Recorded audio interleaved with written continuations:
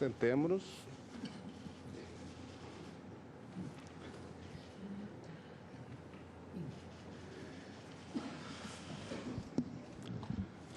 Boa tarde a todos. Declaro aberta a 21ª sessão ordinária deste plenário do Supremo Tribunal Federal. Passo a palavra ao senhor secretário Luiz Tomimatsu para que proceda a leitura da ata da sessão anterior. A 24ª sessão extraordinária, realizada em 29 de agosto de 2013, presidência do ministro Joaquim Barbosa, Procuradora-Geral da República, doutora Elinita Amélia Caiado de Ascioli. Apregoados os embates de declarações na ação penal. Indago dos senhores ministros se tem alguma observação ou divergência em relação à ata. Não havendo, declaro-a aprovada. Comunico a Vossas Excelências que estão presentes neste plenário os alunos das seguintes instituições: Faculdade de Direito de Franca, São Paulo, e Unip, Universidade Paulista de Sorocaba. Sejam todos bem-vindos e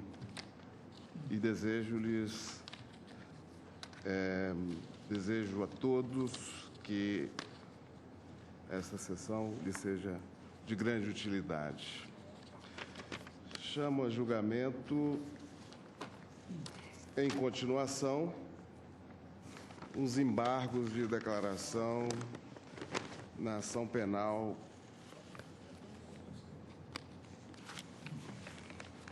na ação penal 470.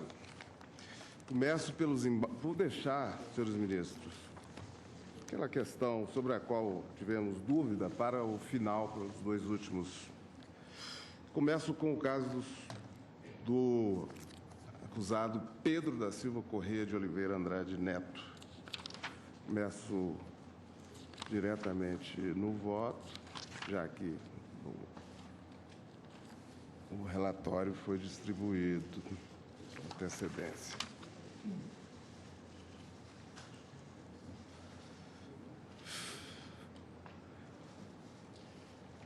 Primeira alegação é de erro material. O embargante aponta erro material no cálculo da pena pelo crime de corrupção passiva, no tocante ao voto do ministro revisor, visto que fixou a pena base em 2 anos e 6 meses, quando deveria ser 2 anos.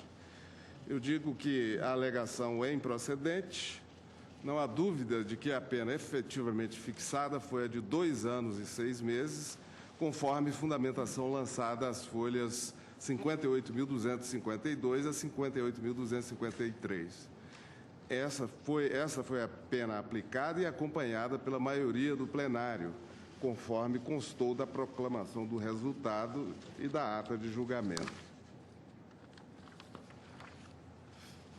A demonstrar a ausência de contradição, eu observo que os corréus condenados pela prática do mesmo crime, no mesmo período, ou seja, os corréus Pedro Henry, Valdemar Costa Neto, Romeu Queiroz, também tiveram as suas penas fixadas em 2 anos e 6 meses, nos termos do voto do revisor, e relativamente ao réu Pedro Henry, nos termos do voto da ministra Rosa Weber. Portanto, não há qualquer erro material a ser corrigido a esse título. Erro material na ata de julgamento. O embargante alega ainda ter havido erro material em uma das atas das sessões de julgamento do presente processo, apontando imprecisão quanto à mudança do voto do ministro Marco Aurélio.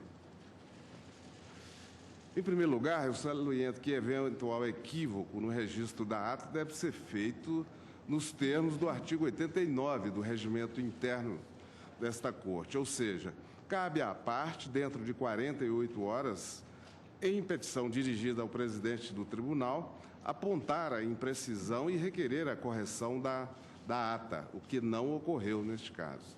Assim, a oportunidade de impugnação da ata está preclusa, não se tratando de pretensão cabível em sede de embargos de declaração, pois a ata não integra os fundamentos nem o dispositivo do acordo.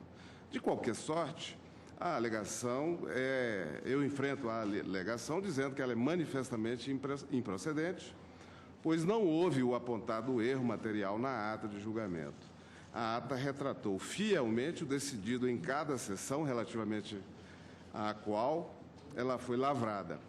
A posterior mudança nos votos proferidos, superveniente à respectiva lavratura, foi registrada na ata da respectiva sessão, não gerando, portanto, qualquer alteração retroativa sobre a ata devidamente lavrada na sessão anterior, a qual fica superada pela ata da sessão superveniente. Eu, portanto, estou rejeitando os embargos quanto a este tópico.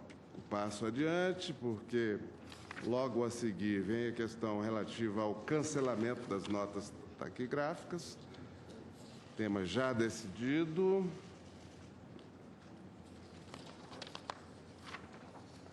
Passo à alegação seguinte: a alegação de violação do princípio da correlação entre acusação e condenação. O embargante alega que a denúncia não teria narrado, aspas, em momento algum, fecha aspas, a maneira pela qual foi praticado o crime de lavagem por intermédio da empresa Natimar, de forma que seria irregular a sua condenação quanto a essas condutas. Eu digo que o embargante não tem razão.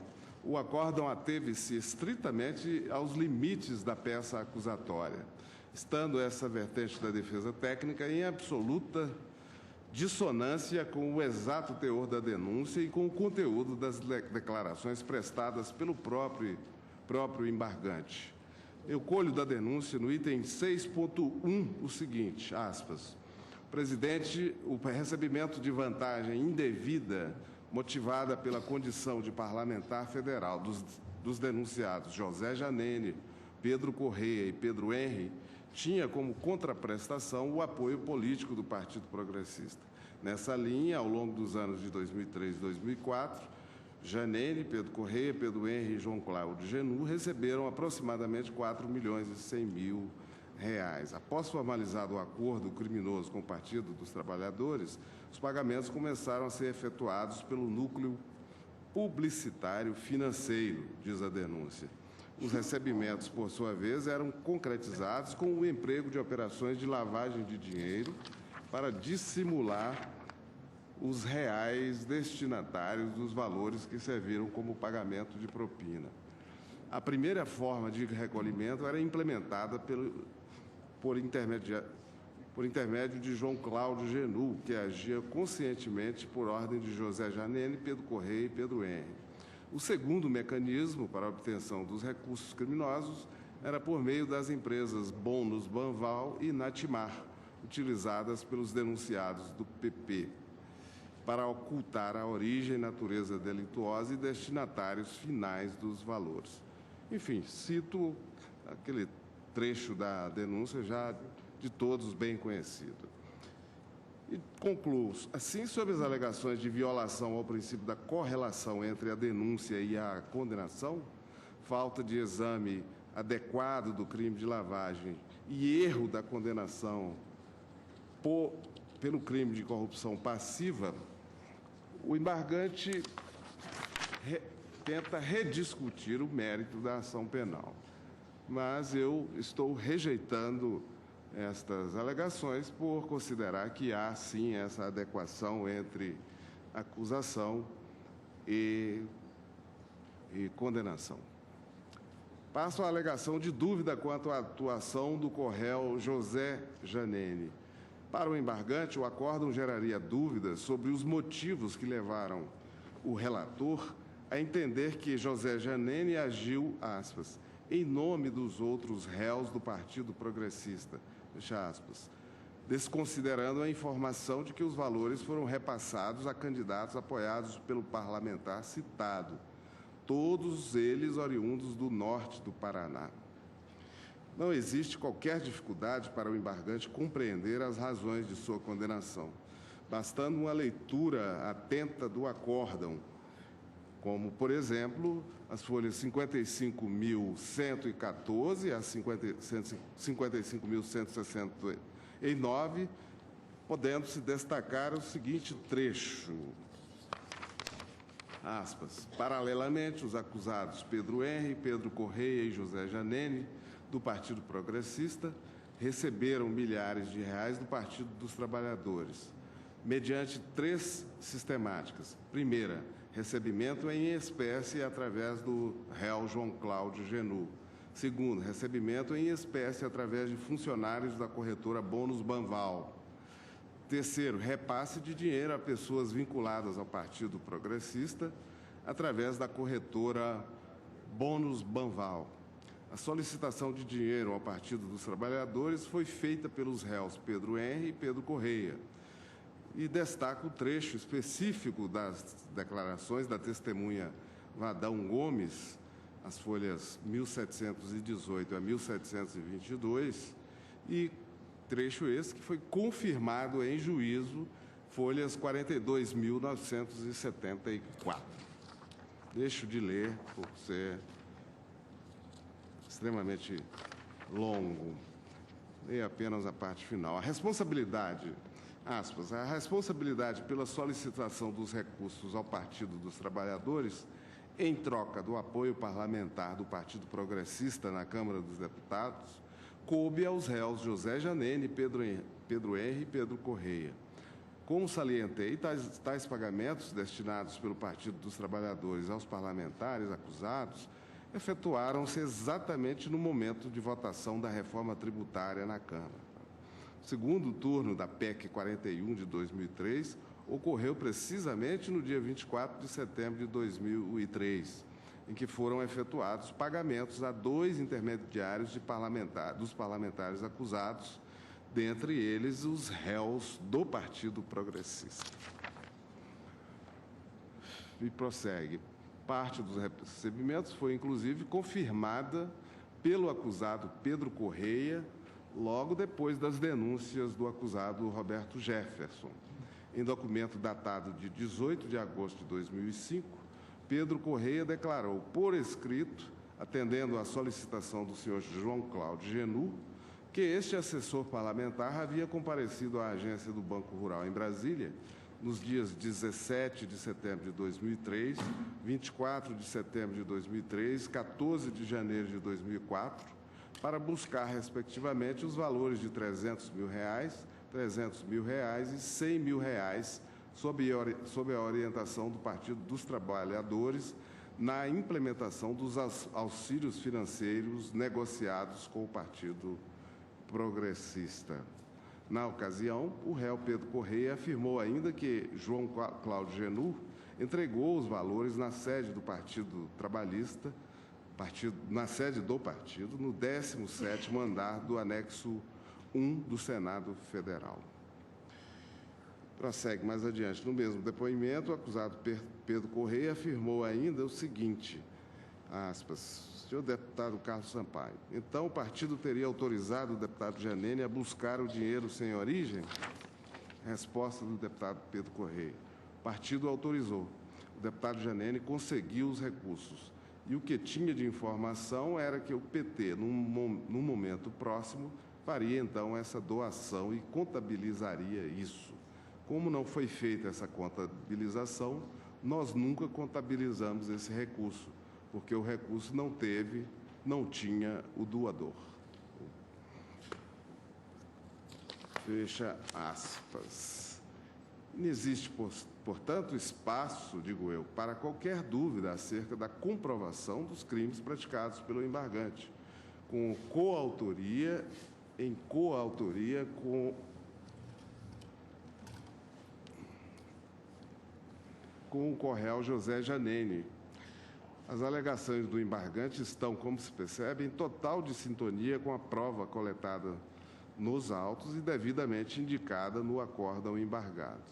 Por outro lado, o fato de ter sido absolvido do crime de quadrilha não retira densidade à conclusão de que agiu de forma direta para obter proveito econômico indevido, em proveito próprio e do partido que presidia, em troca do apoio da legenda que representava os projetos de interesse dos corruptores, entre os anos de 2003 e 2004. Saliente-se que a divisão de tarefas para a ocultação da origem dos recursos dos valores recebidos ilicitamente pelo embargante foi devidamente retratada no voto condutor, como se pode ler as folhas 55.161 a 55.169. Eu cito no meu voto esses trechos do acórdão. Vou adiante e prossigo. Isso também demonstra que a absolvição do embargante, em razão do empate ocorrido na votação quanto ao crime de formação de quadrilha, não produz qualquer contradição no acórdão condenatório pelos demais delitos, pois se trata de crimes distintos e com bases fáticas diversas. Por consequência, a alegação do embargante também, nesse ponto, não tem a menor pertinência.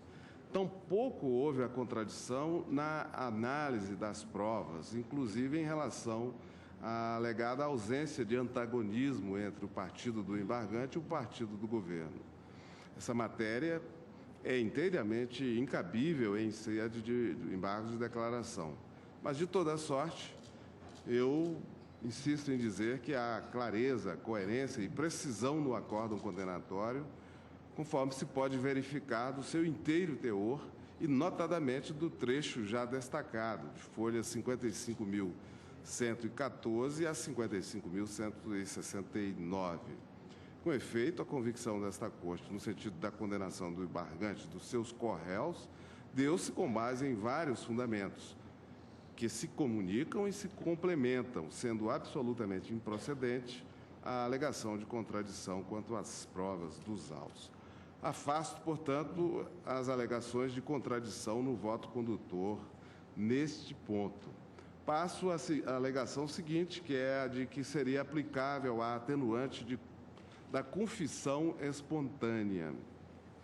O embargante busca a aplicação da atenuante da confissão, sustentando que o acórdão embargado incorreu em omissão pela ausência de reconhecimento dessa atenuante, ou, alternativamente, pede que se reconheça o direito à aplicação da causa de diminuição do artigo 6º da Lei 9.034 e do artigo 1º, parágrafo 5º da Lei 9.613.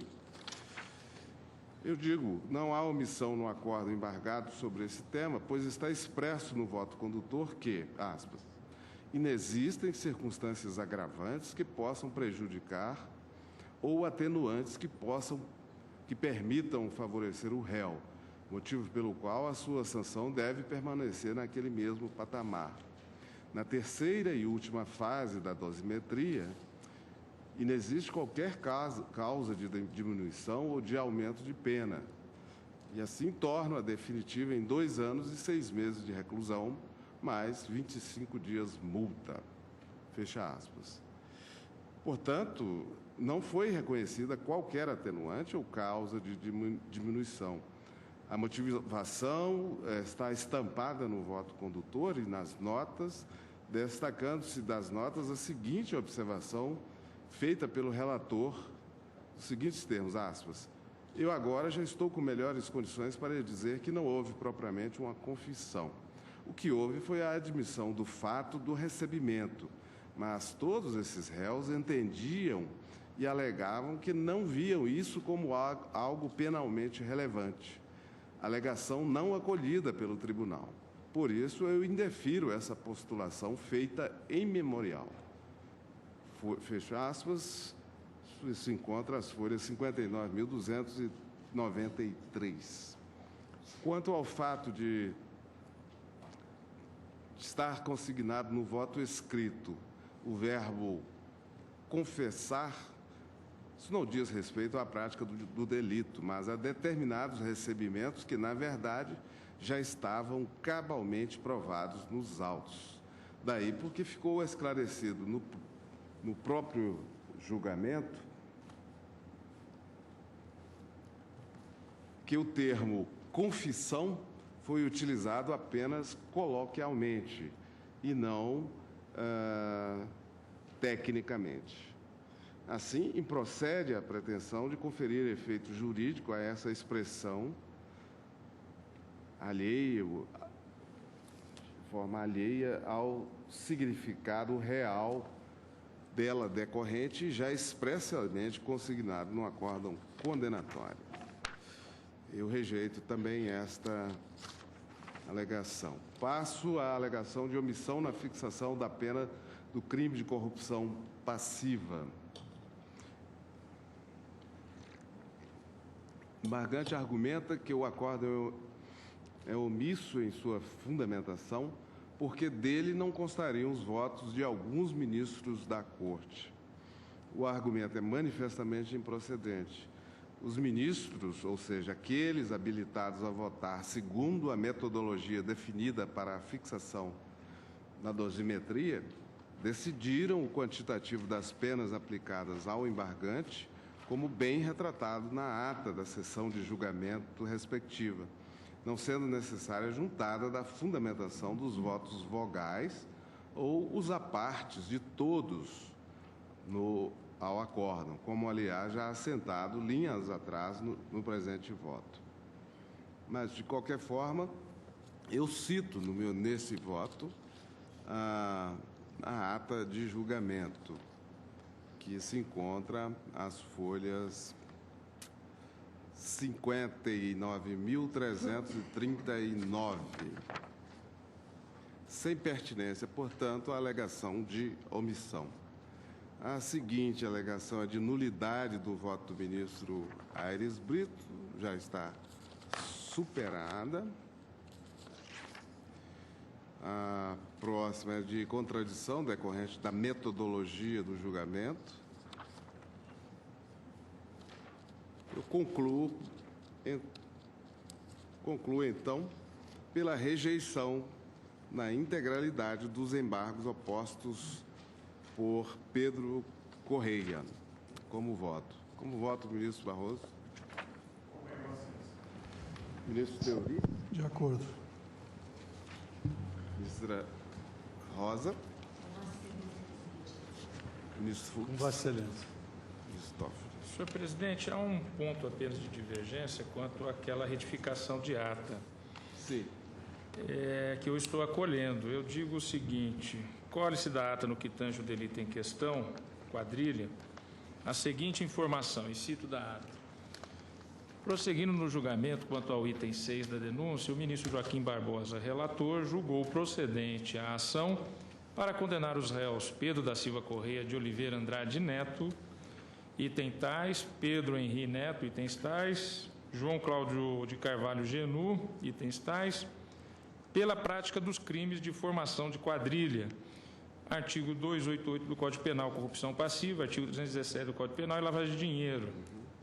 E digo que razão assiste ao embargante. De fato, houve um empate na votação do delito de quadrilha.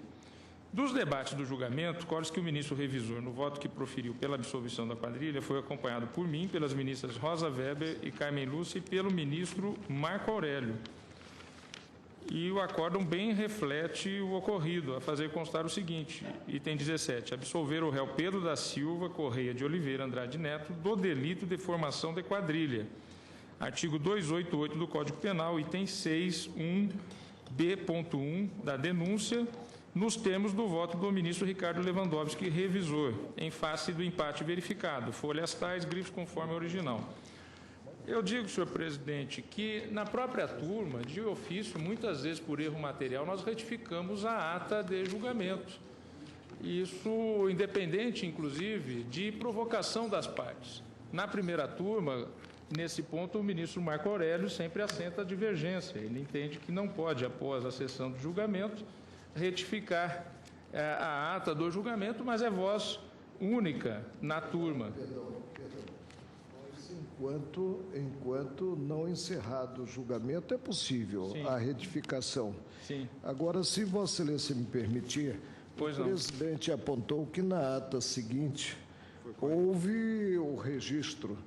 E se nós pegarmos o relatório dos embargos declaratórios, nós vamos ver que Sua Excelência somente aponta condenação por 2 crimes. Ou seja, extremo de dúvidas que Que foi pelo absolvido. empate, o embargante foi absolvido quanto ao crime de quadrilha. Aí Mas não já teríamos- houve retificação em Já outra ata? houve na ata seguinte, o presidente ressaltou. Não, que- então eu Tá retiro bem, e tá acompanho bem, o tá eminente bem. relator. Agora, enquanto Mas é possível fazer, na minha ótica, já. nos embargos Já fizemos declaratórios, sim, nos embargos eu admito. O que eu não admito é, sem provocação da parte, encerrado o julgamento, proclamado o resultado do julgamento, vir-se em sessão seguinte a retificar o que decidido. É o que eu não admito, né? Mas eu concordo com Vossa Excelência. Excelência, presidente. Ministro Lewandowski. Senhor presidente, eu também havia assentado esta omissão na ata, no sentido de que, embora tivesse sido o embargante absolvido do crime de quadrilha, tendo em conta o empate, tal não constou da ata originalmente. Agora estou sendo informado de que Vossa Excelência, num segundo momento, teria retificado a ata, então certamente foi posterior Sessão seguinte. ao ajuizamento desses embargos, ou então o advogado, de certa maneira, não se atentou para o fato de que houve a retificação, de modo que eu acompanho Vossa Excelência tendo em conta o fato de que esta omissão foi corrigida numa segunda ata. Ministro Gilmar. Presidente, é só apenas um esclarecimento. Presente o que prevaleceu quanto à corrupção passiva. No caso, a corrente majoritária foi liderada por Vossa Excelência ou pelo ministro revisor? Porque se aponta que haveria uma contradição no voto, e que se tem até como erro material, no voto do ministro Ricardo Lewandowski, no que, após ele discorrer sobre a fixação da pena base no mínimo previsto para o tipo, na conclusão teria assentado o estabelecimento da pena 1 ano acima do mínimo legal. Agora, se prevaleceu o voto de Vossa Excelência, né, essa contradição ela se circunscreve ao pronunciamento do ministro Ricardo. Tem aí voto. Quanto à condenação, foi unânime. Prevaleceu o voto do relator. A do relator? Do relator. Corrupção. Então cessa. Quanto à condenação. Cessa, presidente, quanto à qualquer pena dúvida. de multa foi maioria. E Não, mas eu... também o voto do relator. Senhor presidente, eu gostaria de esclarecer... Houve condenação, unanimidade, mas prevaleceu a pena do revisor, 2 anos e 6 meses. Quanto a quê? Corrupção passiva. A corrupção? Mas Corrupção passiva. então, se a transcrição em memorial corresponde realmente ao que está no processo, nós temos uma contradição. Por que nós temos uma contradição? Eu não vejo como simples erro material, porque Sua Excelência lançou. Passo, então, à dosimetria das penas do acusado Pedro Correia. O réu não registra antecedentes criminais. Por outro lado, inexistem elementos que possibilitem avaliar sua conduta social e personalidade. As circunstâncias dos crimes também não revelaram nenhuma excepcionalidade. Os motivos e as consequências dos delitos, bem como a culpabilidade do réu, no entanto, autorizam a fixação da pena base acima do mínimo legal. Seria acima do mínimo legal. A Vossa Excelência teria concluído, né, acima do mínimo legal, ministro Ricardo. Considerando que Pedro Correia era detentor de mandato parlamentar em quem os eleitores depositaram incondicional confiança para que ele representasse condignamente os seus interesses, mas que agiu de modo contrário aos anseios da coletividade ao receber vantagem financeira indevida. Então, eu vejo que aqui, nesse primeiro passo, Sua Excelência sinalizou a fixação da pena base acima do mínimo previsto para o tipo, né? E não o contrário, né? a fixação no mínimo. E concluiu Sua Excelência, assim, em relação ao crime tipificado no artigo 317 do Código Penal, estabeleço a pena base 1 ano acima do mínimo legal. Ou seja, aí vem a problemática. 1 ano acima do mínimo legal, nós temos 2 anos. E constou 2 anos e 6 meses de reclusão. Senhor presidente, a aritmética não fecha. eu posso esclarecer, houve apenas um erro material na transcrição. Sim. Eu estou esclarecendo no meu voto este erro, mas não há nenhuma repercussão no resultado final, porque eu vou até, então, ler esse trecho do meu voto. Revendo o voto, tenho que os embargos devem ser acolhidos em parte, sem, contudo, alterar o resultado da dosimetria da pena imposta ao réu. Há, de fato, um erro material na redação do voto que foi publicado relativamente à dosimetria da pena do crime de corrupção passiva. Leio. O réu não registra antecedentes criminais. Por outro lado, inexistem elementos que possibilitem avaliar a sua conduta social e personalidade. As circunstâncias dos crimes também não revelam nenhuma excepcionalidade. Os motivos, as consequências dos delitos, bem como a culpabilidade do réu, no entanto, autorizam a fixação da pena base acima do mínimo legal, considerando que Pedro Correia era detentor de mandato parlamentar, em quem os eleitores depositaram incondicional confiança para que ele representasse condignamente os seus interesses, mas que agiu de modo contrário aos anseios da coletividade ao receber vantagem financeira indevida. Assim, em relação ao crime tipificado no artigo 317 do Código Penal, estabeleço a pena base em 1 ano acima do mínimo legal, ou seja, em 2 anos e 6 meses de reclusão. Obviamente, há um erro aqui, mais 25 dias multa. Na segunda fase da fixação da pena, observo que não existem circunstâncias agravantes que possam prejudicar ou atenuantes que permitam favorecer o réu, motivo pelo qual a sua sanção deve permanecer naquele patamar. Na terceira e última fase da dosimetria, inexistente qualquer causa de diminuição ou aumento da pena, tornam a definitiva em 2 anos e 6 meses de reclusão, mais 25 dias multa. Bem, aí continuo eu agora no voto dos embargos. Entretanto, destaco tratar-se de mero equívoco de redação, pois, embora tenha estabelecido o aumento de 1 ano e 6 meses à pena base, do acórdão publicado constou que teria exasperado apenas em 1 ano. A corroborar a intenção de acrescer a pena base 1 ano e 6 meses em decorrência dos motivos e consequências do delito, bem como da culpabilidade do réu, basta que se ouça o áudio da sessão de julgamento realizada em 26 de 11 de 2012, ocasião em que afirmei com todas as letras que exasperava em 1 ano e 6 meses, exatamente como havia procedido com relação ao réu Valdemar da Costa Neto, a que fiz referência na ocasião. Diante do exposto, acolho os embargos neste particular para apenas e tão somente esclarecer que a pena base para o crime de corrupção passiva foi estabelecida em 1 ano e 6 meses acima do mínimo legal, totalizando assim 2 anos e 6 meses de reclusão, que tornei definitiva diante da inexistência de agravantes ou atenuantes, tampouco de causas de aumento ou diminuição. Então, senhor presidente e senhores ministros, e louvando mais uma vez o cuidado que o eminente ministro Marco Aurélio tem no exame daquelas questões que lhe são submetidas, sobretudo dos embargos, realmente houve um erro, mas confrontando o áudio com aquilo que ficou consignado no voto, verifiquei que eu, no áudio, claramente falei 1 ano e 6 meses. Aqui ficou só 1 ano. Quer dizer, faltaram 6 meses, mas na somatória final, a pena ficou aritmeticamente redonda, digamos assim. 2 anos e 6 meses de reclusão, mais 25 dias multa.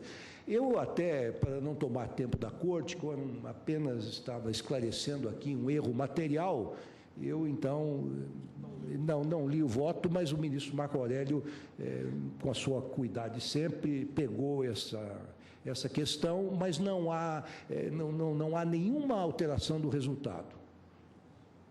Presidente, houvesse só a ambiguidade retratada no voto gráfico, eu não teria a menor dúvida em prover os declaratórios para entender que a majoração do mínimo previsto para o tipo foi realmente de 1 ano.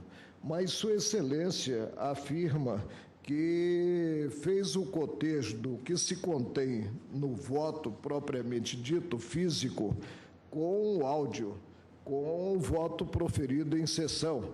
E nesse voto em sessão apontou que majorava o mínimo em 1 ano e 6 meses e não apenas na unidade de tempo ano.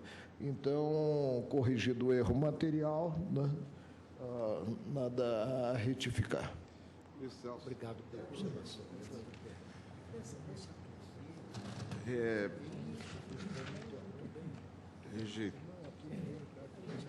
Rejeitados os embargos, decisão unânime.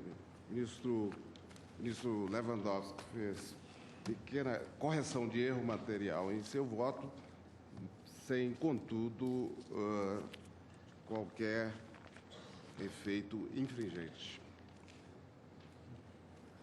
Passemos agora ao caso do réu Henrique Pisolato.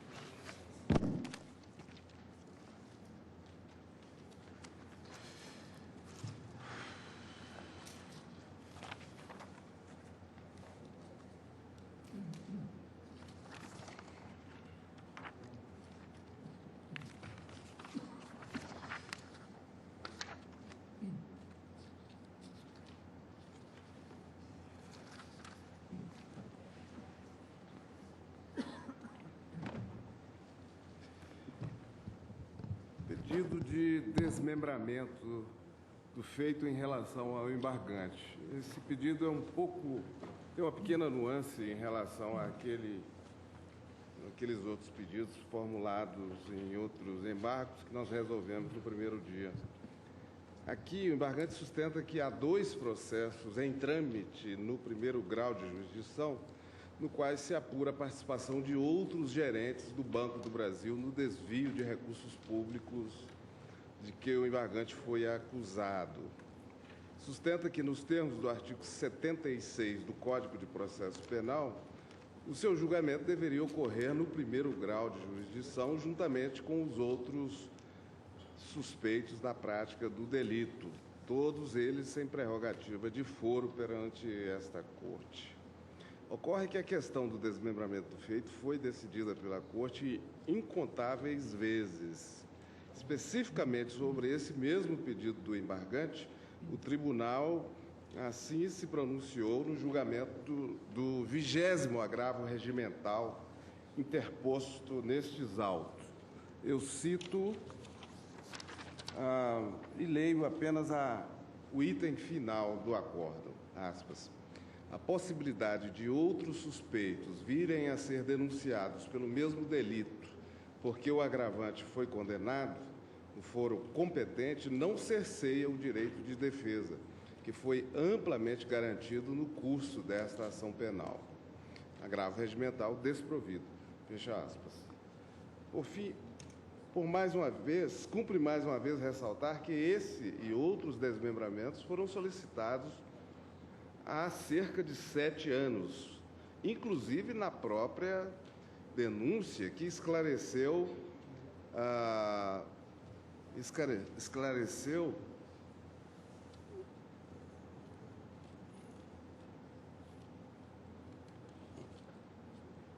denúncia que esclareceu no item 3.4 que o não oferecimento de denúncia contra alguns indivíduos, naquele momento, não implicava arquivamento e se justificava pela necessidade de recolhimento de outras provas contra eles. Assim, a instauração de ações penais contra outros possíveis partícipes no primeiro grau de jurisdição foi resultado do desmembramento realizado naquele momento inaugural do presente processo, não havendo qualquer outra ação penal que apure a conduta do embargante. Por isso, eu estou rejeitando os embargos neste ponto. Passo à seguinte alegação. Alegação de... Pois não, doutor? Uma questão de fato, Excelência, sobre Vossa Excelência me permite. Pois não. Com relação à preliminar, é que, na realidade, a minha preliminar não é de desmembramento, é de nulidade do julgamento, uma vez que esses inquéritos que estão na 12ª Vara daqui da Justiça Federal estão comprovado a materialidade da coautoria com Henrique Pisolato nas assinaturas das notas técnicas, pelos quais ocorreram a liberação dos valores do Fundo Visanet e que eles estão sendo investigados exatamente pelos mesmos fatos, ou seja, de terem assinado conjuntamente as notas técnicas com o Henrique Pisolato. E como ele está sendo condenado por ato de ofício das notas, há coautoria e, portanto, devem ser julgados juntos nos termos do artigo 77 do Código Penal. Então, na verdade, o pedido é de nulidade do julgamento por existência de coautoria e não meramente o desmembramento por ausência de prerrogativa de fórum. Essa questão já Presidente, foi resolvida. presidente, Questão, apenas uma observação. A questão foi resolvida. Nós temos balizas objetivas neste processo, que é um processo crime. Evidentemente, o que colacionado em inquérito ainda em curso não repercute em termos de fato consumado nessas balizas. Sim. Eu prossigo. Não, é um inquérito e que estão conduzindo igualmente para o mesmo fato que são as notas técnicas. Alegação de omissão, contradição, obscuridade e ambiguidade relativamente à natureza pública ou privada dos recursos do Banco do Brasil junto ao Fundo de Incentivo Visanet. Embargante reitera aqui alegação feita em suas alegação formulada em suas alegações finais,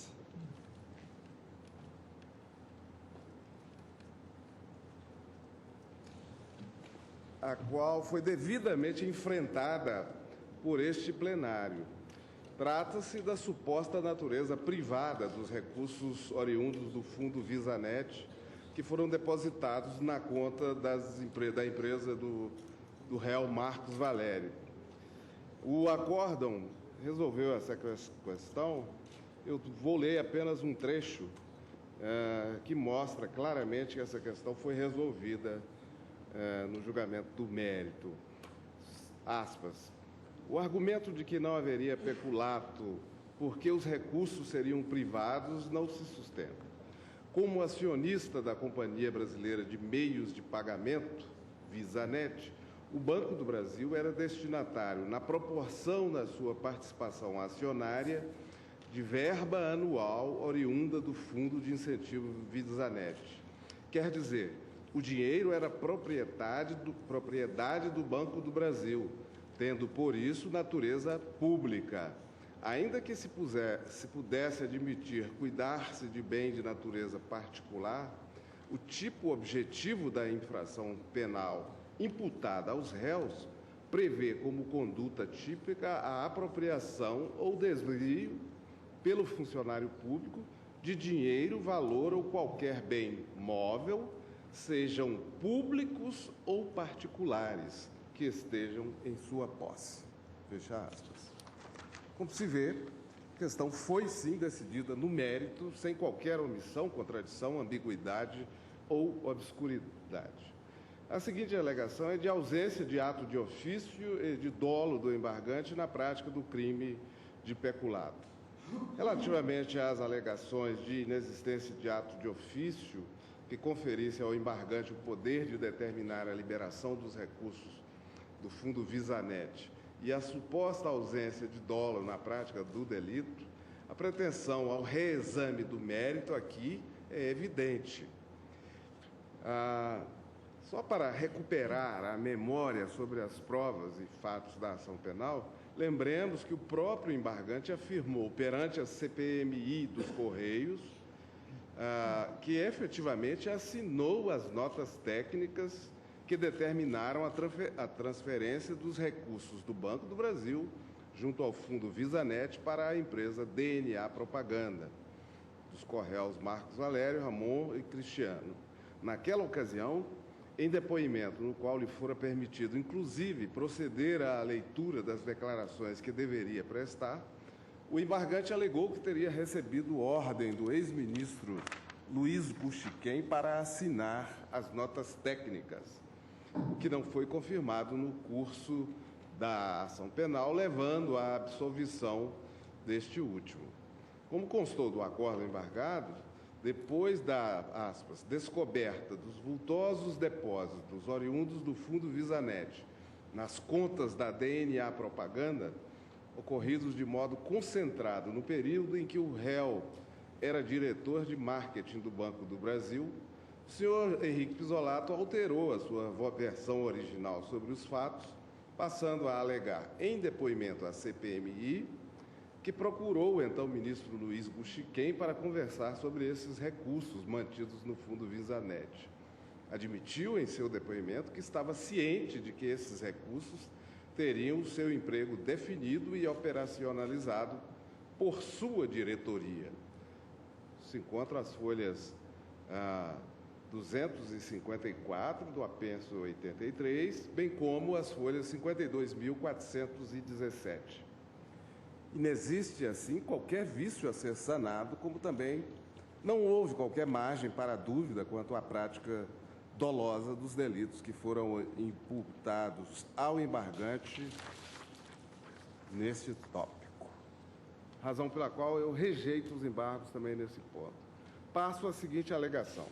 Omissão e contradição relativamente a previsões do regulamento do Fundo Visanet, as antecipações realizadas em períodos anteriores e a provas que indicariam a ausência de desvios. O embargante alega aqui que haveria omissão e contradição no acórdão no ponto em que ficou consignado que não havia previsão no contrato firmado entre o Banco do Brasil e a DNA Propaganda de repasse de verbas do Fundo Visanet. Em evidente argumentação de mérito, devidamente afastada por este plenário, o embargante alega que o regulamento do Fundo Visanet conferiria legalidade aos repasses milionários realizados mediante a atuação do embargante na condição de diretor de marketing do Banco do Brasil. O mencionado regulamento não apenas foi analisado por este tribunal, como também foi citado em múltiplas passagens, em que se considerou, por exemplo, ter havido ampla violação das normas nele contidas. E aqui eu cito pelo menos umas 6 passagens do voto. Portanto, não houve qualquer omissão ou contradição do acórdão sobre o tema. O que o acórdão registrou foi que, no contrato firmado entre o Banco do Brasil e a DNA Propaganda, renovado e prorrogado pelo embargante, não havia qualquer previsão de que seriam feitos repasses de quase 74 milhões de reais oriundos do Fundo Visanet às empresas.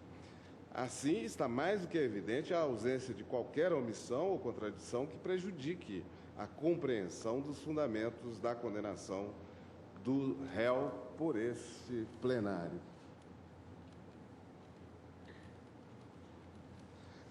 O embargante sustenta ainda a existência de omissão relativamente ao caráter antecipado dos depósitos na conta bancária da empresa DNA Propaganda, determinado por Pisolato, os quais totalizaram os já mencionados 74 milhões de reais.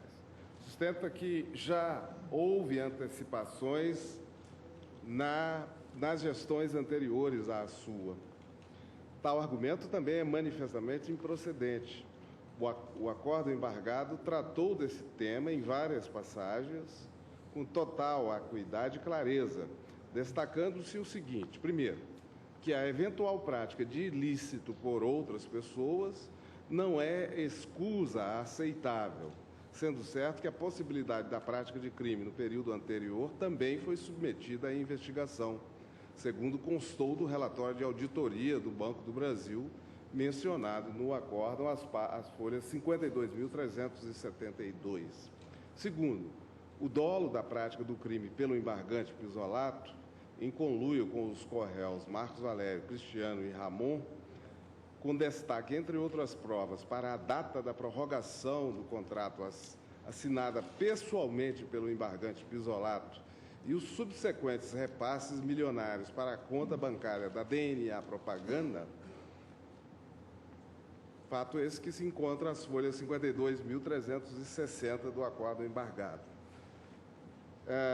Destaco também, em terceiro lugar, as diferenças profundas entre os repasses anteriores e aqueles realizados pelo embargante Henrique Pisolato, revelados por laudos e pela auditoria interna do próprio Banco do Brasil, mencionada no acórdão embargado, no qual se salientou, por exemplo, que, aspas, em 2001, 2002, as respectivas notas tinham o objetivo de propor a aprovação da realização de ações de incentivo previamente definidas, indicando o valor e a origem dos recursos, sem especificar em seu texto para quem e em quais condições aqueles deveriam ser disponibilizados. Entre aspas, não obstante a antecipação de pagamento sem autorização formal ocorrida no período, é um dos itens que integram o objeto da presente apuração. Foi citado.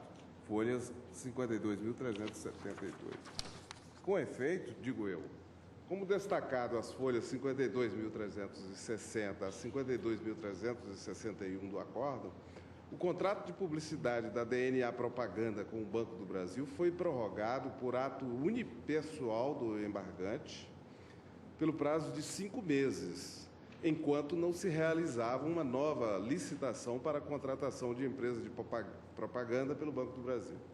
Poucos dias depois da prorrogação, o embargante autorizou a transferência de R$ 23.300.000 para a conta bancária da empresa de Marcos Valério, parcela que inaugurou a série de 4 transferências que totalizaram quase R$ 74 milhões. Ou seja, 6 meses depois foram transferidos aproximadamente R$ 6.500.000. Poucos meses depois foram transferidos mais outros 35 milhões de reais para a mesma conta bancária da DNA Propaganda. E, por fim, 3 meses após, foram transferidos 9 milhões de reais para a conta bancária da mesma empresa. Tudo isso demonstra, senhores ministros, que não tem qualquer procedência a alegação do embargante de omissão na análise de provas dos autos, que conduziram à absolvição do embargante das acusações de prática dos crimes de peculato e de corrupção passiva.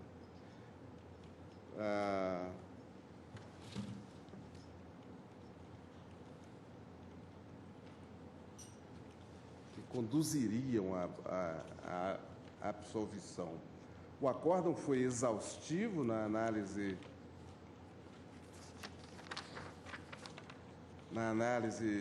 dos documentos e laudos periciais elaborados sob o crivo do contraditório, os quais comprovaram a materialidade dos desvios, corroborados ainda por depoimento de testemunha-chave que trabalhava no núcleo de mídia do Banco do Brasil, que eu cito agora no meu voto.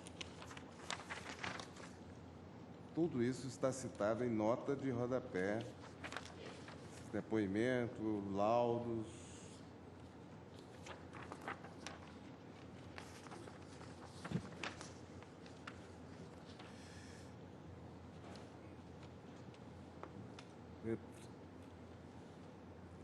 Cito, dentre outros vários trechos do acordo embargado, em que as condutas do embargante e dos seus corréus foram longamente analisadas com base nas provas dos autos. Prossigo. Tudo isso somado permitiu a ampla e unânime convicção firmada por este plenário no sentido da condenação do embargante pela prática dos delitos de corrupção passiva e peculato, bem como lavagem de dinheiro, assim caracterizados. Eu não deixo de ler a forma como foi caracterizado no acórdão essa condenação, porque é de todos conhecida. Passo. Ante o exposto, conclui-se que a pretensão do embargante é meramente protelatória, que não existe qualquer veracidade nas alegações de omissão e contradição no tópico acima analisado. Passo à alegação de contradição do acórdão quanto à titularidade dos valores apropriados pela DNA Propaganda a título de bônus de volume. A alegação de que haveria contradição no acórdão quanto à titularidade do chamado bônus de volume consubstancia mais uma tentativa de retroceder na marcha processual e não de esclarecer o acórdão, que tratou do tema com bastante clareza. No caso, os valores apropriados pela DNA Propaganda a título de bônus de volume eram de titularidade do Banco do Brasil, como concluiu este plenário, razão pela qual não há qualquer contradição ou ponto a esclarecer, sendo suficiente a leitura do acórdão embargado para compreender as razões que conduziram à condenação. Eu remeto à leitura, por exemplo, do trecho de folha 52.326 a 52.328, ponto em que ficou registrado no acórdão que os recursos de que a empresa DNA Propaganda se apropriou em conluio com o embargante sequer se enquadravam no conceito de bônus de volume dado pelo Tribunal de Contas da União, órgão em que os réus buscaram se apoiar na tentativa de descaracterizar a natureza criminosa dos desvios, como ficou evidenciado ao longo do julgamento no item 3.2 da denúncia. Cito ainda o trecho de folhas 52.329 a 52.336, bem como de as folhas 52.526, em que o eminente revisor, embora considerando possível, em tese, a retenção de bônus de volume pelas agências contratadas por órgãos públicos em contrato com veículos de comunicação, evidenciou, no entanto, Sua Excelência,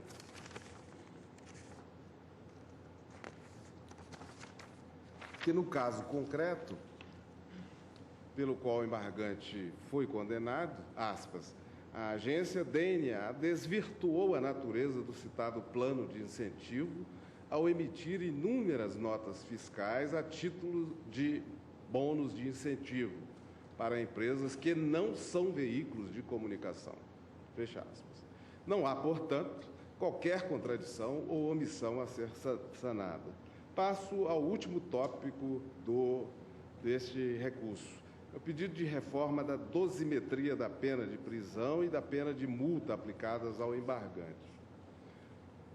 Aqui, o embargante pede, relativamente à dosimetria da pena de prisão que lhe foi aplicada, que, aspas, seja reconhecida a continuidade delitiva para a aplicação do artigo 71 do Código Penal, em relação às condenações de 3 crimes contra a administração pública, corrupção passiva e 2 peculados. Fecha aspas. O pedido não tem qualquer procedência e o embargante sequer foi capaz de apontar qual seria o vício do acórdão passível de embargos de declaração. Como todos nós podemos nos lembrar, e como ficou registrado no acórdão e nas notas taquigráficas, esse pleito foi formulado, inclusive, da tribuna, por vários réus. Mas o plenário indeferiu o pedido porque os crimes de corrupção e de peculato não são crimes da mesma espécie para os fins do artigo 71 do Código Penal. Assim, no caso do embargante, foi reconhecida a continuidade delitiva entre os 2 delitos de peculato por ele praticados, com a aplicação da causa de aumento definida por esta Corte. Vale destacar, como fiz em relação a outros embargantes, que o acórdão proferido na presente ação foi muito mais benevolente, como, aliás, ressaltou o ministro Celso de Mello na semana passada, esse acordo foi muito mais benevolente no reconhecimento da continuidade delitiva do que os acórdãos proferidos nas duas turmas deste Supremo Tribunal Federal nos julgamentos de habeas corpus, em que já se definiu que a continuidade só pode ser reconhecida se e quando, entre os dias em que ocorreram os respectivos delitos implicados, não houver um espaço de tempo superior a 30 dias. Esse prazo não foi considerado no caso desta ação penal, o que permitiu a aplicação de penas privativas de liberdade mais brandas do que as que seriam aplicadas caso tivesse sido levado em consideração o mencionado lapso temporal.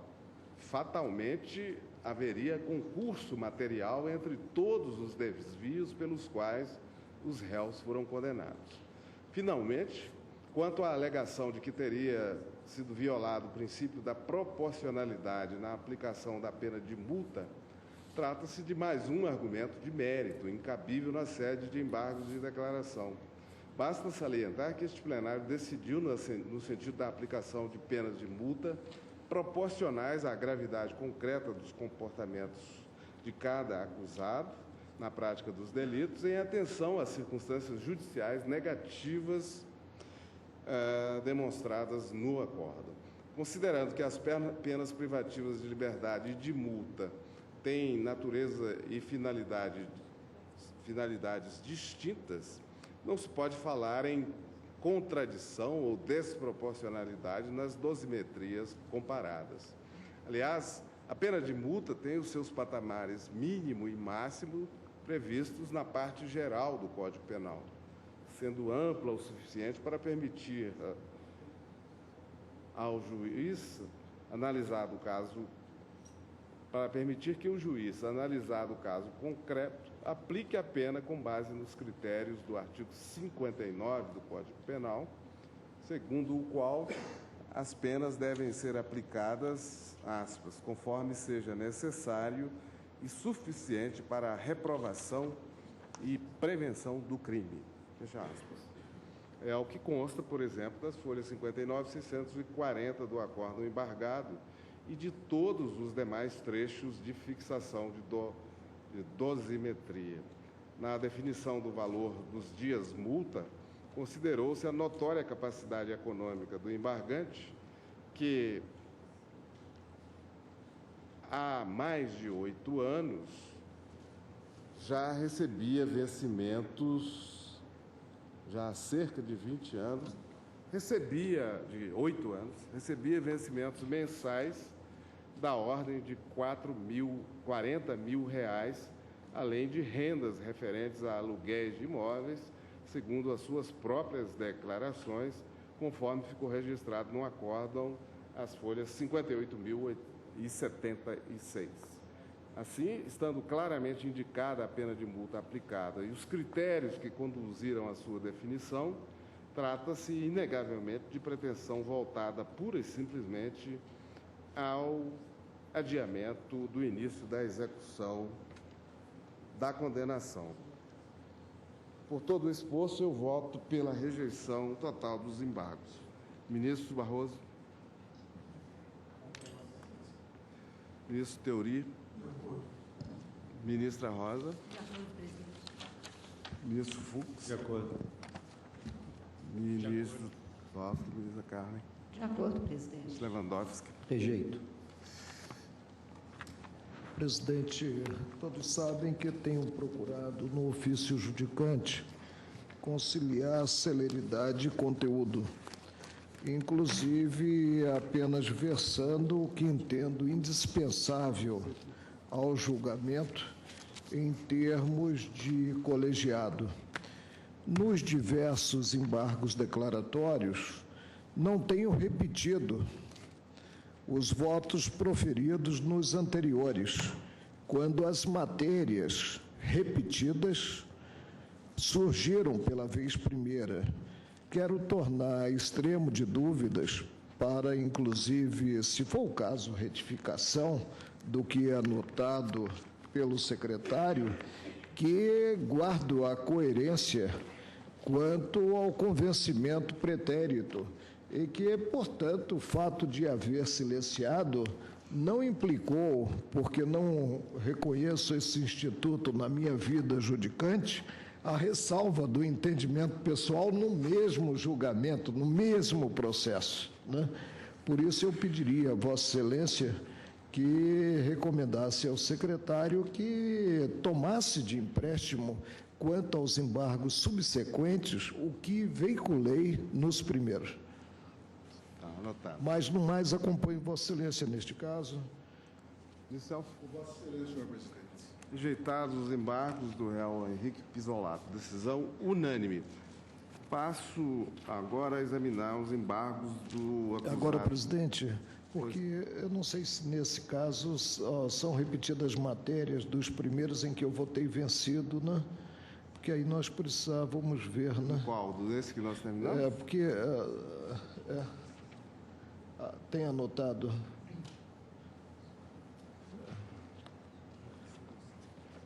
Tá bem. Então, o secretário tem anotado. Não é objeção. Embargos de João Paulo Cunha. Passo ao voto.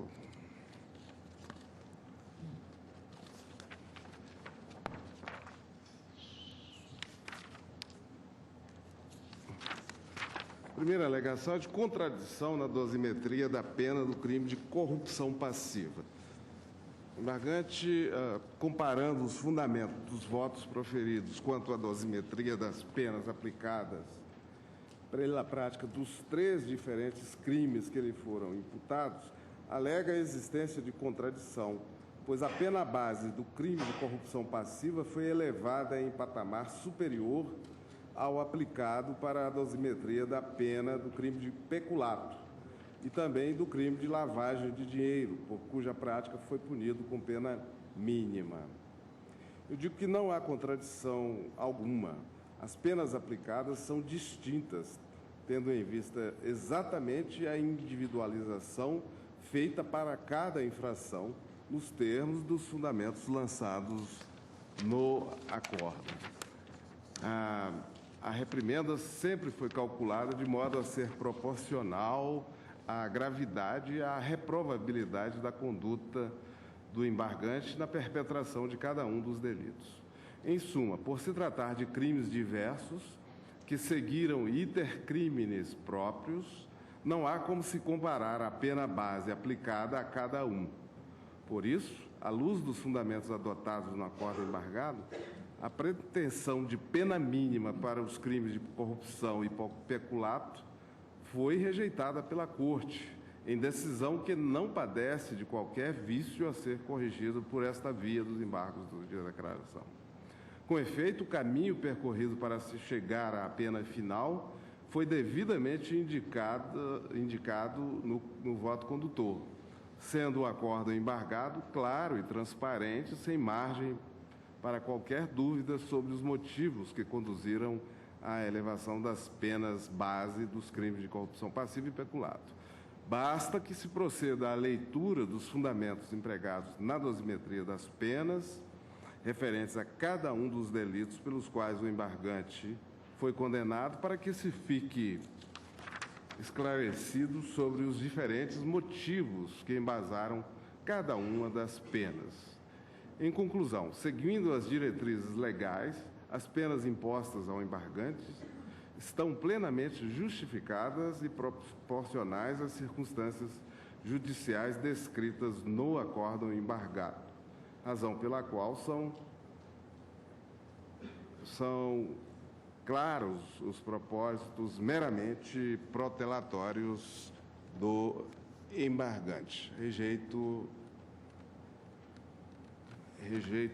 nesse ponto os embargos.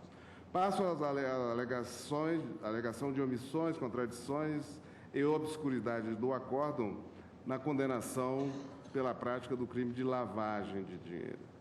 Aqui o embargante sustenta que o acórdão é omisso, pois não apreciou a alegação de inexigibilidade de conduta diversa na prática do crime de lavagem de dinheiro, no caso dos autores dos crimes antecedentes. A matéria já foi analisada anteriormente neste plenário, pois foi alegada de modo idêntico nos embargos de declaração opostos por Jacinto Lamas. No caso do embargante, os crimes antecedentes de lavagem de dinheiro foram os delitos, os antecedentes da lavagem de dinheiro foram os delitos contra a administração pública e contra o sistema financeiro nacional. O embargante foi condenado pela prática de peculato e de corrupção passiva. A defesa sustenta que a aplicabilidade desta causa de exclusão ao embargante quanto aos vários crimes de lavagem de dinheiro pelos quais foi condenado conduziria à sua absolvição. Eu entendo que os vícios apontados inexistem. O acórdão embargado analisou as hipóteses de aplicabilidade da excludente de culpabilidade à inexigibilidade de conduta diversa. A impossibilidade de sua aplicação à prática do crime de lavagem de dinheiro ficou assentada, pois a sua finalidade não era a salvaguarda de outros bens jurídicos, como se exige para a aplicação dessa excludente. Como constou do acórdão, aspas, situação distinta e que afasta a possibilidade de aplicação da citada causa supralegal é que, a pretexto de não ser punido pelo crime anterior ou com o fim de tornar seguro o seu produto, pratique ele novas infrações penais, lesionando outros bens jurídicos, como é o caso da lavagem de dinheiro. Fecha aspas, folha 55.855.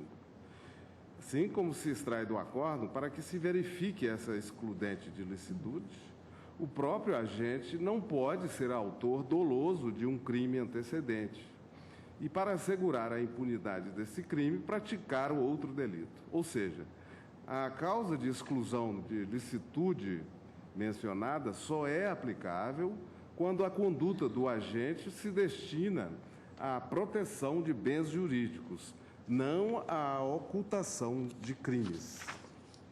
Nesse sentido, vejam-se folhas 52.854 a 52.858 do acórdão, em que se analisam as hipóteses de exclusão da culpabilidade admitidas em nosso ordenamento jurídico penal. Está claro no acórdão que a inexigibilidade de conduta diversa somente se verifica em situações análogas à coação moral irresistível, ao estado de necessidade ou a outras excludentes semelhantes previstas na lei, o que evidentemente não era a situação deste embargante. Assim, o acórdão é suficientemente claro e, à luz das premissas nele lançadas, ficou evidente a ausência de qualquer situação de excepcionalidade que autorizasse a Corte a afastar a culpabilidade do embargante pelo delito de lavagem. Saliente-se ainda que não apenas essa tese ficou afastada, como também foi rejeitada a alegação de que os atos de lavagem de capital são mero exaurimento dos crimes antecedentes, como se pode verificar em vários trechos do acórdão embargado. E aqui eu cito as páginas pertinentes do acórdão. Ainda quanto ao crime de lavagem, o embargante sustenta que teria havido obscuridade no acórdão, sustentando que sua conduta não se adequaria ao núcleo verbal do artigo 1º, incisos 5º e 6º da Lei 9.613, uma vez que pediu à sua própria esposa para receber o dinheiro pago pelos Correios Marcos Valério, Ramon Rolebá e Cristiano Paz. Trata-se, a toda evidência, de mais uma alegação infundada, já que o acórdão tratou com clareza desse tema e enfrentou todas as alegações apresentadas pelo embargante, chegando à decisão final no sentido da sua condenação. Considerou-se fundamentalmente que, ao usar a própria esposa na operação de lavagem de dinheiro, o embargante pretendeu garantir o recebimento da integralidade do valor de origem ilícita por pessoa da sua mais estrita confiança, o que lhe daria um álibi perfeito e não deixaria qualquer rastro. Com isso, os recursos chegaram, aspas, lavados, fecha aspas, às suas mãos. Relembre-se que a explicação que o embargante deu para a ida de sua esposa à agência bancária em Brasília, na data do delito, comprovou-se inteiramente falsa. Disse o embargante que ela teria ido à agência bancária pagar uma conta de TV a cabo. A propósito, confira-se a fundamentação do acórdão condenatório, as folhas 52.280 a 52.285, bem como os debates e apartes de folhas 53.153 a 53.155, bem como folhas 53.419 e 53.944. Percebe-se claramente a ausência de qualquer obscuridade na análise dos fatos e provas que conduziram à condenação do embargante por lavagem de dinheiro, inclusive no que diz respeito ao emprego da sua própria consorte para alcançar o intento criminoso, ou seja, lavar o dinheiro de origem ilícita. Quanto à alegada contradição entre a condenação do embargante e a absolvição do co-réu José Borba, trata-se de comparação entre decisões cujos fundamentos são diversos. A Corte chegou a conclusões diferentes à luz de situações jurídico-processuais distintas dos referidos réus. A plena clareza nos fundamentos dos votos relativos a cada um deles. E o acórdão retrata a compreensão de cada julgador acerca da prova coletada e a posição jurídica respectiva. Vale, por fim, destacar que a contradição deve ser demonstrada entre os fundamentos do acórdão e a sua conclusão, e não entre diversas motivações de votos de diferentes julgadores, tampouco entre as conclusões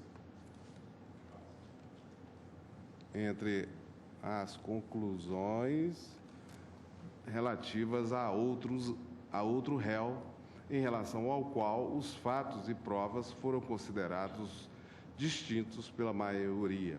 Em outras palavras, o acórdão condenatório rejeitou todas as alegações da defesa relativamente à configuração do delito de lavagem de dinheiro, seja no plano da tipicidade, seja quanto à ilicitude, seja ainda no que diz respeito à culpabilidade.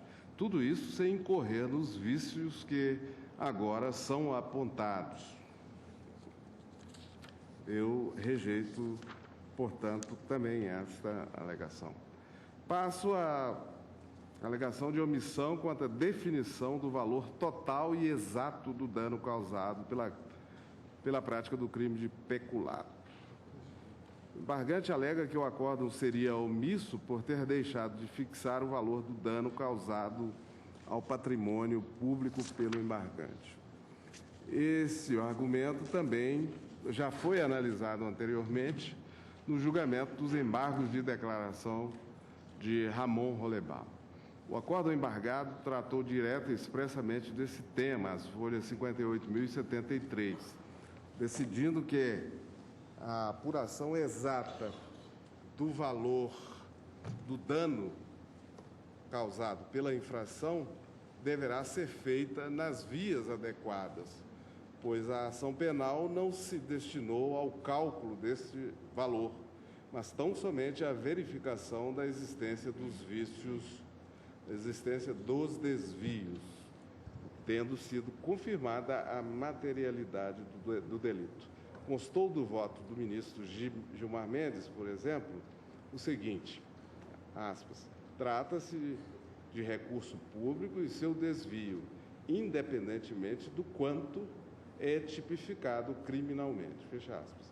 Com efeito, é irrelevante para fins da consumação do delito e é inconveniente durante a fase do juízo condenatório instaurar incidente visando a apurar o total dos valores apropriados indevidamente e devidos aos cofres públicos.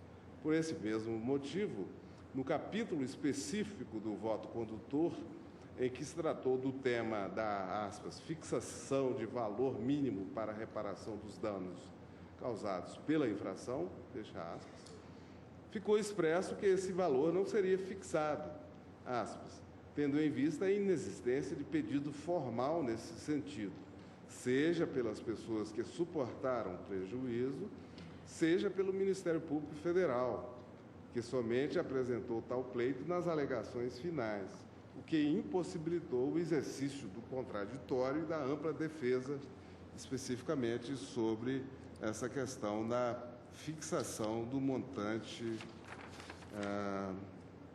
mínimo indenizatório. Rejeito, pois, também essa alegação. Por fim, é improcedente o argumento do embargante relativamente ao suposto prejuízo que lhe teria sido causado quanto a uma futura e eventual progressão de regime, tendo em vista que nos crimes praticados contra a administração pública, esse benefício fica condicionado ao ressarcimento do erário.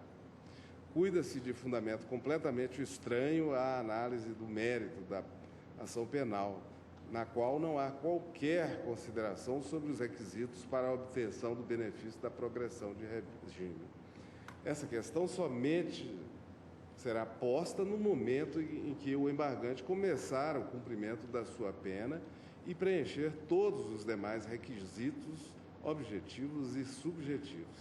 Ademais, caso a definição do valor não ocorra em tempo hábil, o embargante poderá depositar em favor da União um montante sobre o qual haja concordância, de modo que esse fato, isoladamente, não prejudica eventual direito do preso à progressão de regime, uma vez preenchidos todos os requisitos legais. Portanto, não há qualquer fundamento na alegação feita, razão pela qual eu a rejeito. Passo à alegação de obscuridade e contradição relativamente à decisão que decretou a perda do mandato parlamentar. Por fim, o embargante alega que haveria contradição e obscuridade na decretação da perda do mandato parlamentar, alegando que não seria possível, aspas, pela redação do venerando do acórdão, concluir se o caso dos autos se subsume à hipótese de perda do mandato como consequência da suspensão dos direitos políticos, ou se, em virtude da condenação criminal ter sido proferida pelo Supremo Tribunal Federal, deve-se interpretar o parágrafo 2º do artigo 55 de forma a conceber a decisão do Poder Legislativo como meramente declaratória, mesmo em caso em que a redação proposta pelo Poder Constituinte originário é em sentido inverso. Fecha aspas. Digo eu, nenhuma obscuridade ocorreu no julgamento dessa matéria. Em verdade, o embargante sequer aponta qual seria o trecho que prejudicaria a sua exata compreensão do que se decidiu.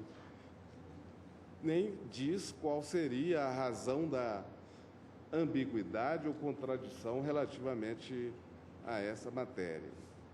Os cuidadosos votos proferidos pelos ministros desta Corte não deixaram qualquer margem para a dúvida sobre a atribuição do Supremo Tribunal Federal nessa matéria, cabendo a esta Corte a decisão final sobre a perda de mandato eletivo pela prática de crime contra a administração pública, reservando-se à Câmara dos Deputados a providência de cunho meramente declaratório dessa perda. Eu cito o acórdão nesse ponto específico, mas deixo de ler e prossigo.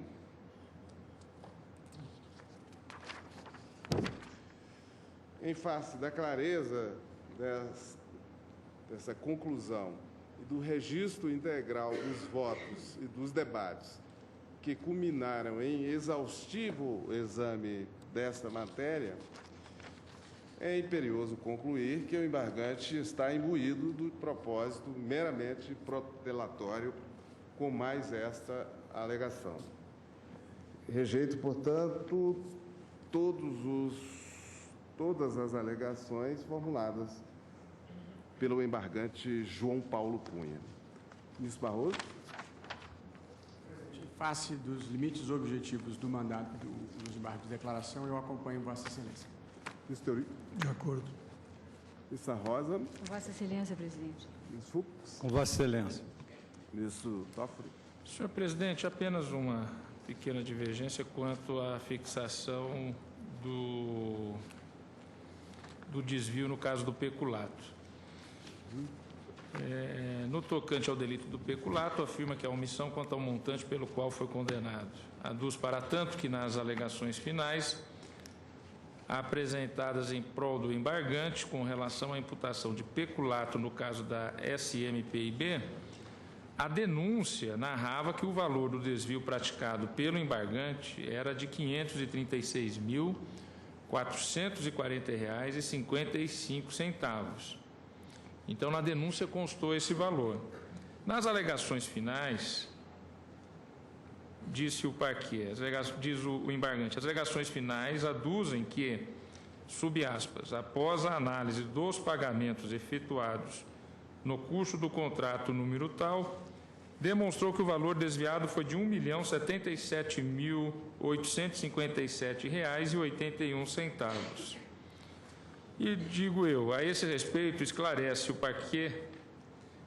que o parquet não teria ditado a inicial e só nas alegações finais teria veiculado o acréscimo ao valor do peculato desvio.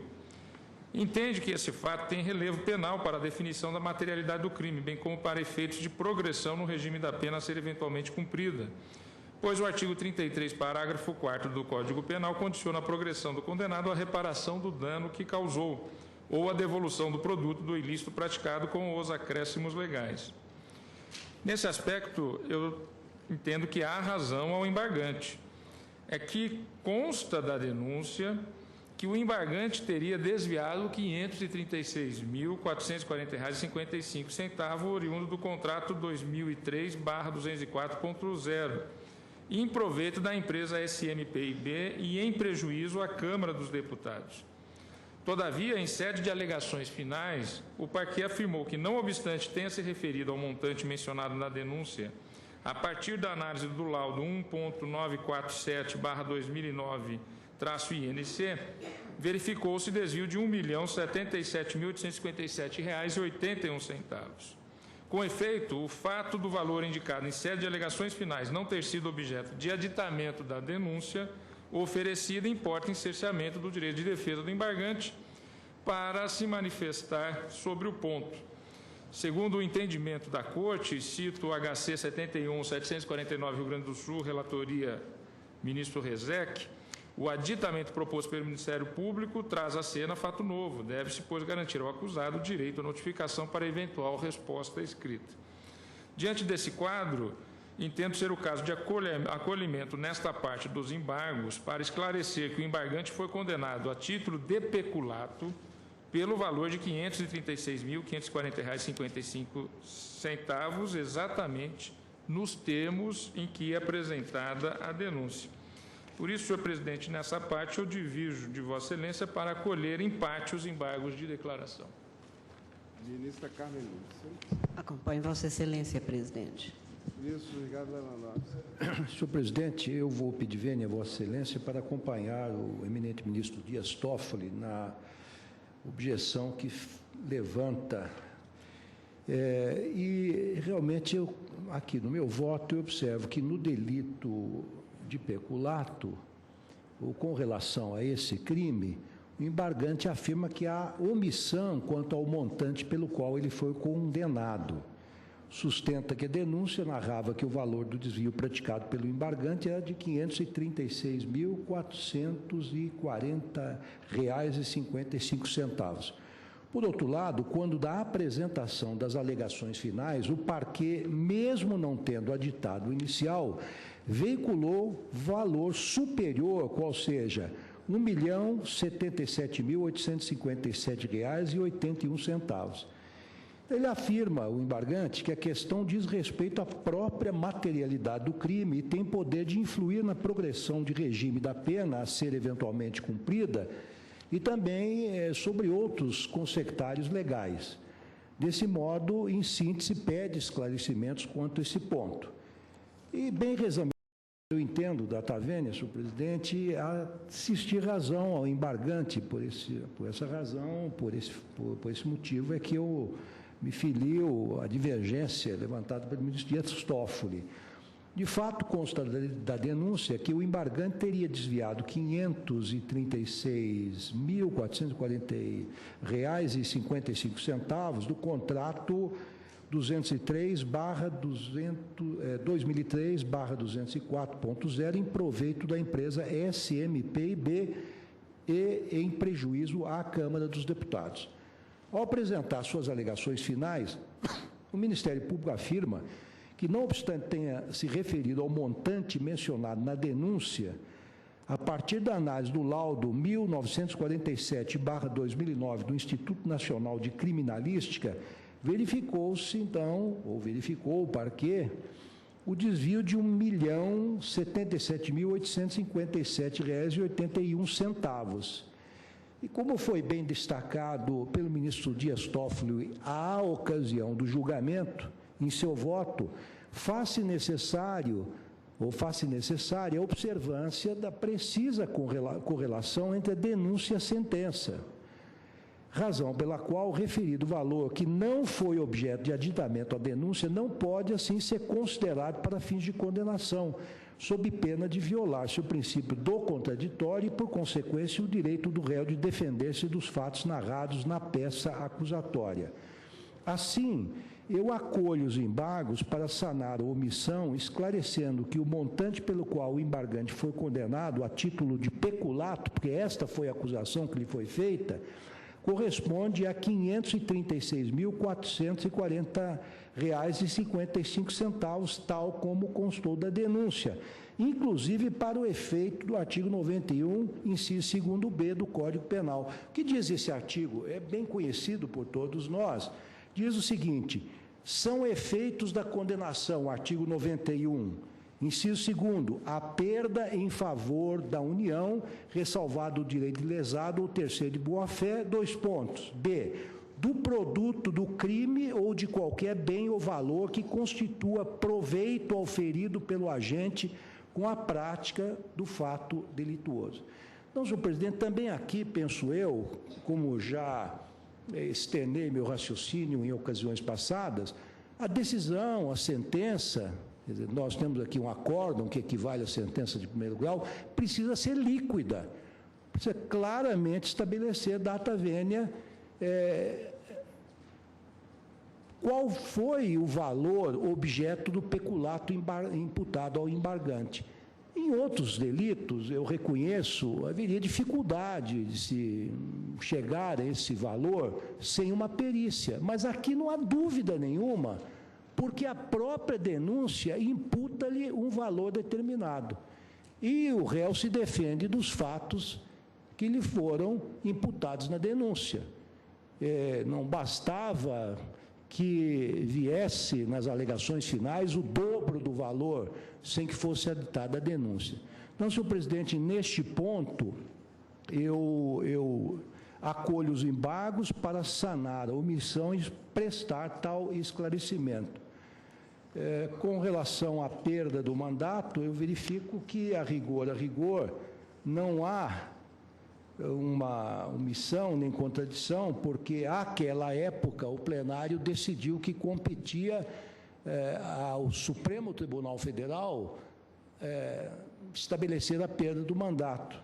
Mas, logo depois, nós todos nos lembramos disso, num julgamento que foi levado a efeito em 8/8/2013, na ação penal 565 de Roraima, em que foi relatora a ministra Carmen Lúcia, o pleno desta corte deliberou em sentido diverso, ou seja, dizendo que a competência cabe ao Congresso Nacional. Mas, no acórdão, assim foi decidido à época, e o acórdão reflete o pensamento do plenário à época. Portanto, nesse ponto, eu não acolho os embargos, acolho apenas para corrigir a omissão quanto ao valor do peculato que foi imputado ao embargante. Ministro Gilmar. Ministro Marcoré. Presidente, a matéria evocada pelo ministro Dias Toffoli e já agora a endossada pelo ministro Ricardo Lewandowski tem repercussões jurídicas. E tem repercussões jurídicas quer no campo da execução da pena, quer no campo da ação visando ressarcimento. É sabença geral que a defesa ela considera, em termos de atuação, os fatos constantes da denúncia. Defende-se o acusado não da capitulação existente na denúncia, mas dos fatos mencionados e imputados, diria mais, pelo Ministério Público.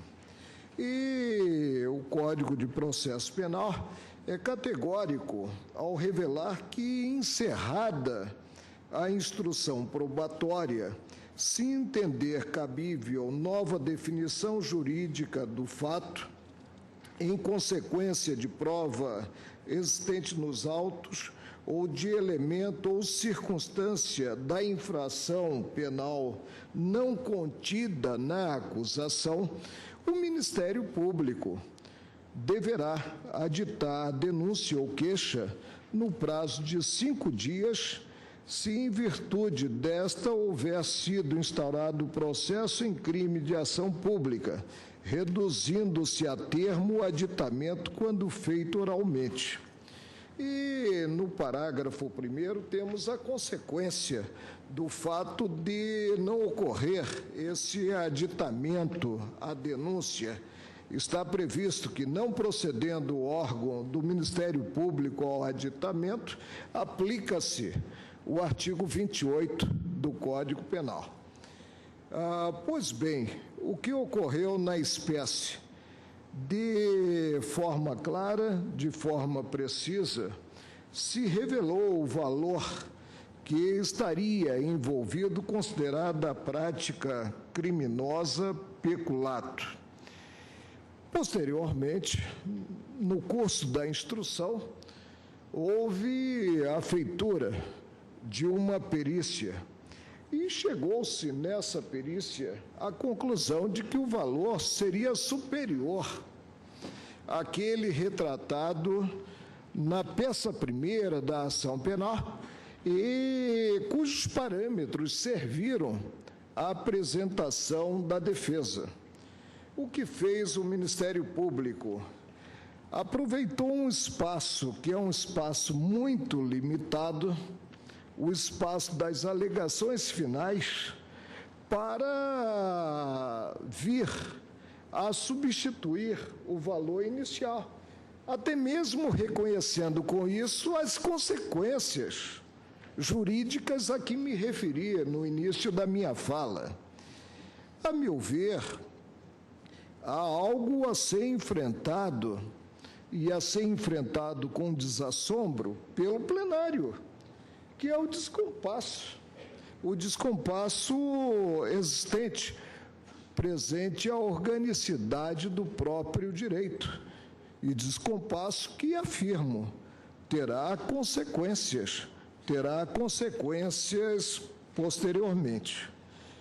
Não tenho, presidente, como fechar os olhos a esse descompasso e simplesmente placitar o que não constou da peça primeira da ação penal em termos de valores envolvidos na espécie criminosa que é o peculato.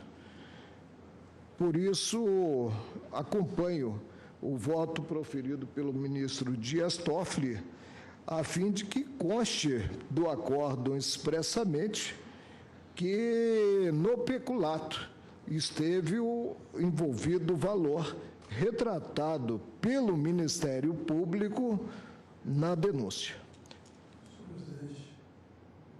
Pois não, ministro. Eu gostaria de retificar meu voto nesse ponto também. Eu penso que nós devemos fazer uma distinção aqui entre o valor do peculato para efeito de condenação e de cumprimento da pena,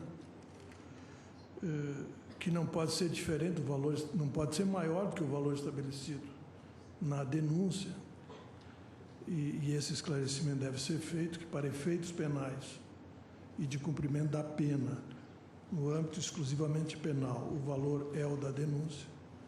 Não podemos estabelecer confusão com eventual valor do prejuízo que será objeto de uma reparação civil, se for o caso, da vítima do delito. É que a sentença penal condenatória, ela não pode trazer prejuízo à vítima. Então, nesse ponto, a sentença penal condenatória não transita em julgado em prejuízo da vítima. Ela só pode fazer coisa julgada, e o faz, para efeito de estabelecer a obrigação do réu de ressarcir os danos causados. Mas isso não significa dizer que a vítima não possa pedir mais danos do que aqueles estabelecidos na sentença penal condenatória. Em outras palavras, eu daria também provimento aos embargos de declaração nesse caso para deixar estabelecido, e para efeito de condenação e efeitos penais, o valor do peculado é o proposto na denúncia. Senhor presidente, me permite, só porque eu, no meu voto, expressamente enfrentei essa questão nos seguintes termos, depois de tecer algumas considerações sobre a existência do delito imputado, assim concluí. O pagamento sem causa desses honorários representa a apropriação indevida de recursos públicos no montante de R$ 1.092.479,22. Como o Ministério Público, na denúncia, reportou-se a tão só R$ 536.440,55, em manifesto equívoco reconhecido nas alegações finais, folha 144 das alegações finais, é este último valor que deve ser considerado pela necessária correlação entre a acusação e a sentença. Entre parênteses, folhas 1114 do acórdão no voto em que eu lancei. Só faço esse registro em função do debate que aqui se trava. Está no meu voto. Mas a questão está... Isso é 1 milhão. A prova foi no sentido de 1 milhão, mas eu, no voto que proferi, na oportunidade que está inserido no acórdão embargado, eu digo que o valor a ser considerado pela necessária correlação entre denúncia e decisão, sentença no caso, é o menor, é o de 536.440, na linha do que Vossa Excelência... Eu acho que, em princípio, essa questão do valor tem que ser resolvida no fórum apropriado. Porque, vejam o que aconteceu aqui. O Ministério Público denunciou, no caso desse peculato específico, desvio num valor de 500 e poucos mil. 36. Mas disse na própria denúncia que esse seria um valor aproximado que seria devidamente apurado no curso da ação penal. Está dito na denúncia. Se consta da denúncia, é justo o meu voto? Consta da denúncia. Se consta da denúncia, E, porque a premissa de meu voto seria o descompasso. Que o valor desviado era efetivamente superior. Era esse valor. Mas o Ministério Público quis aditar nas alegações finais, o que não foi acolhido. Não foi acolhido pela Corte. Mas se ele quis aditar é porque não havia a questão na própria denúncia, porque senão não teríamos objeto para o aditamento. A denúncia fala nos 500 e poucos. Sim, mas tem a cláusula? que esse valor seria um valor estimado dependendo de apuração? Se tem a cláusula, acho que... Senhor presidente, Pois não. Hein? o pedido de ação penal tem natureza genérica, porque o objetivo é a persecução penal. Vossa Excelência, gostaria de advogar. Isso. Estou com a palavra, senhor presidente. Questão de a fato. denúncia Uma questão é de clara, com a devida vênia, e absolutamente taxativa no ponto do valor do peculato. Como claro foi o voto da eminente ministra Rosa Weber citado nos embargos. Então eu vou ler, peço licença para ler no ponto a denúncia. Com efeito, João Paulo Cunha desviou 536.440 e tantos centavos do contrato número tal, em proveito do núcleo Marcos Valério da organização criminosa. Explica-se, o núcleo Marcos Valério, por meio da empresa SMPB, assinou o contrato número tal para não prestar qualquer serviço. Nessa linha, subcontratou tudo que Vossa Excelência já sabe. Mas o valor na denúncia não é algo que se vai apurar no futuro. Tanto que, encerro, senhor presidente, a eminente ministra Rosa Weber, em outra passagem do voto dela, eu não tenho o número do acórdão, mas tenho o número do processo, folha 52.730, Sua Excelência diz o seguinte: reputo, portanto, provado o crime de peculato, consistente de apropriação indébita, apropriação indevida de 536.440 e tantos centavos, como está na denúncia. Essa é a questão de ordem. Como é importante não haver cancelamento de voto. O ministro Toffoli, as folhas 53.302, levantou essa discrepância oportunamente, exatamente na linha da ministra leio Rosa o que Weber. constou da denúncia. Folhas 5.666, nota 92, é o trecho lido pelo eminente advogado. Mas está, lê-se claramente da denúncia.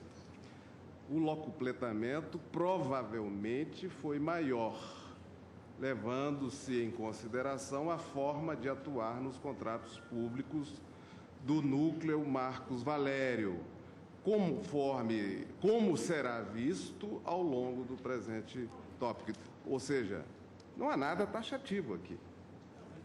E, efetivamente, o que se apurou foi 1 milhão e pouco. Agora, para fins penais, para fins de execução da pena...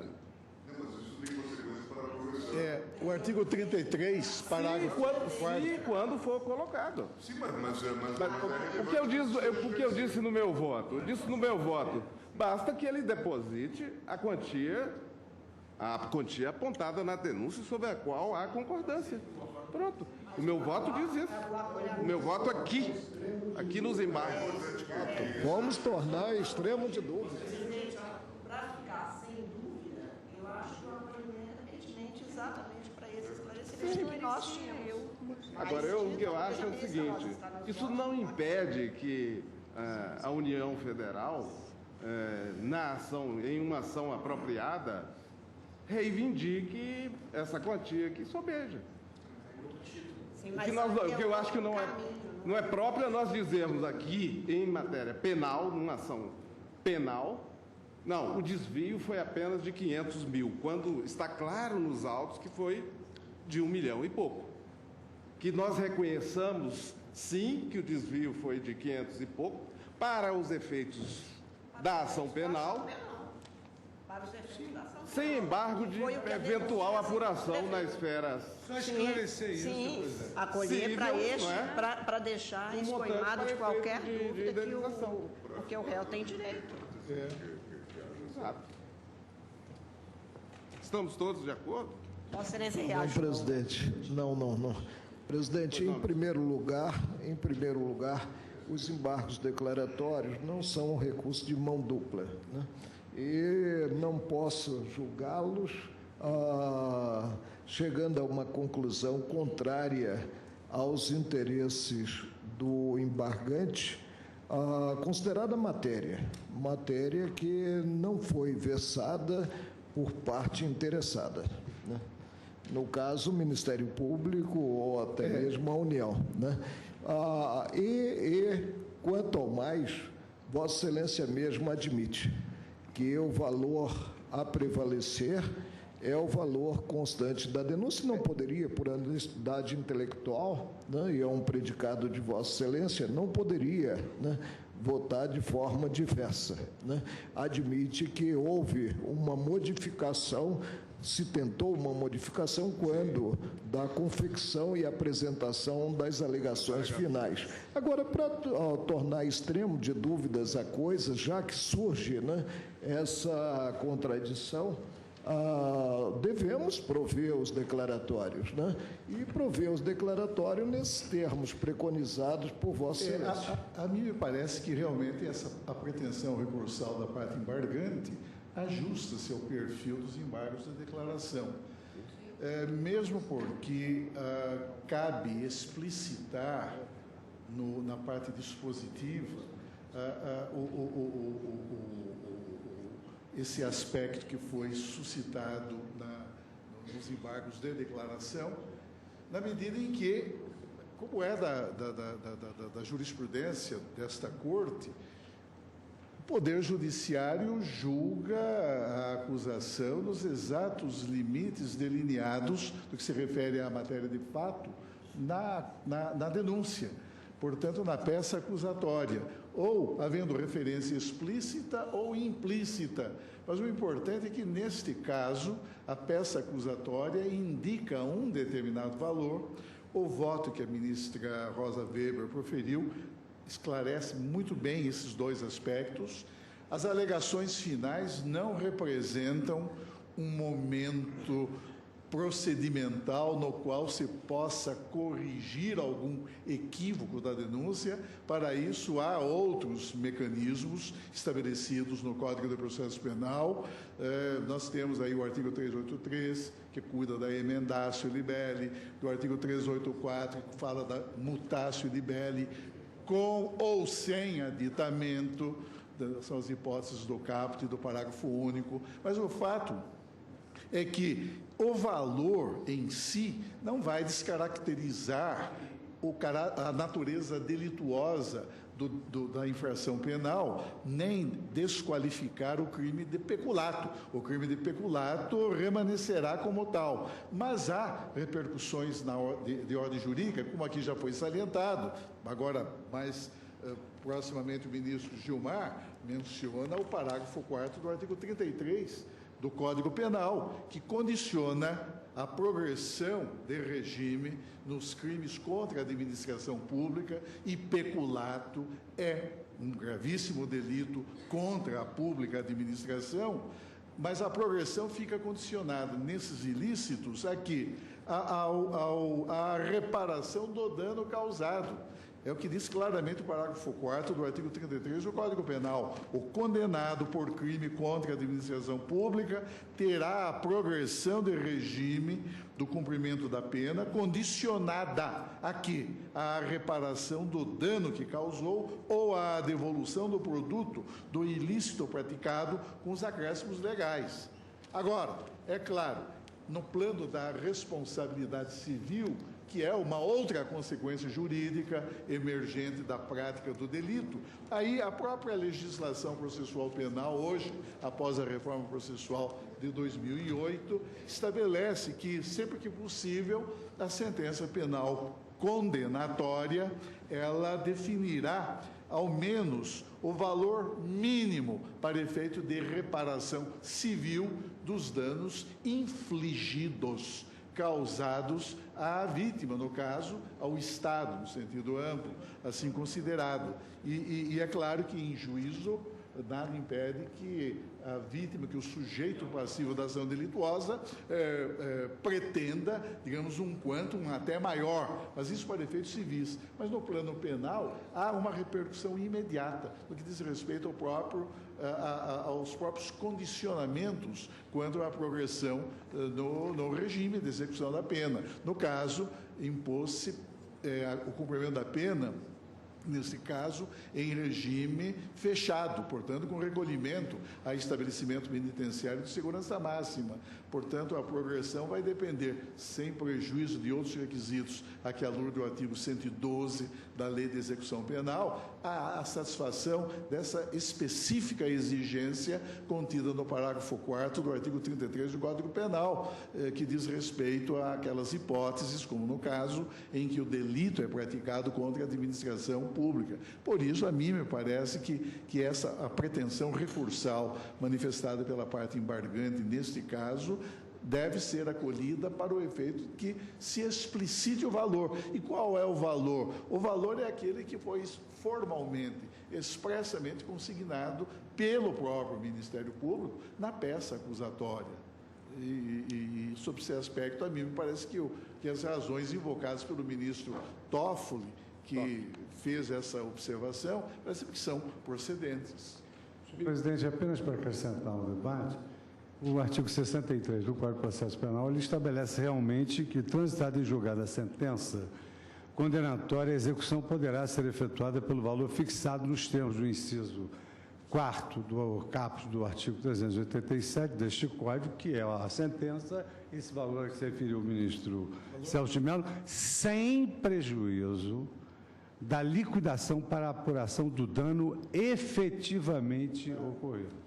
Claro, é o que diz o artigo 63. Bem, então, seria ideal que nós, com mais celeridade, senhor presidente, seria ideal que com mais celeridade nós ajustássemos isso e esse dispositivo. Eu indago se todos estão de acordo com essa solução. Manter-se o valor apontado na denúncia para os efeitos da execução, sem prejuízo da aplicação. Isso decorre da lei. De acordo. Já consta da lei. Em parte. Ou seja, acolhem seus embargos para explicitar o valor consignado na denúncia, mas preservadas a condenação penal e preservados a condenação penal e o quantum, não é, que a parte dispositiva fez consignar, o quantum penal, não é mesmo? Em termos de pena corporal e multa. Aí concordamos, presidente, mas sem qualquer outra ressalva, porque estamos a julgar um recurso que visa beneficiar a parte acusada. Certo. Mas também é um efeito legal, não precisa nem constar. Eu coloquei aqui no dispositivo do meu voto que é um efeito integrativo. Eu assento que, tão somente para atribuir um efeito integrativo ao julgado, esclarecer que João Paulo Cunha foi condenado a título de peculato pelo valor de R$ 536.440,55, exatamente nos termos em que constou da denúncia. Esse aspecto é importante não pelas consequências civis. Não tem efeito modificativo. Por razões de ordem penal, material, considerado questão da progressão do regime. Faço a proclamação. Todos estão de acordo? Acolhidos os... Ministra Rosa? Senhor presidente, por isso que eu até entendia em princípio desnecessário, mas... Acolhidos parcialmente os embargos para os seguintes efeitos. Primeiro,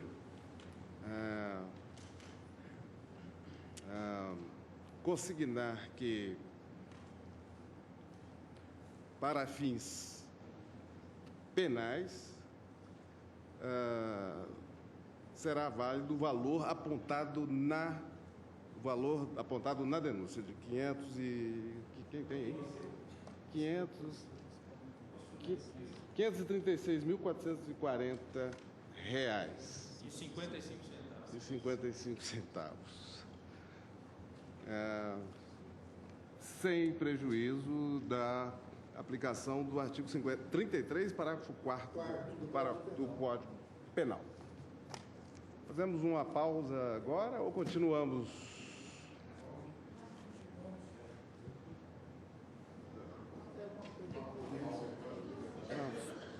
Então, suspendo a sessão por 30 minutos.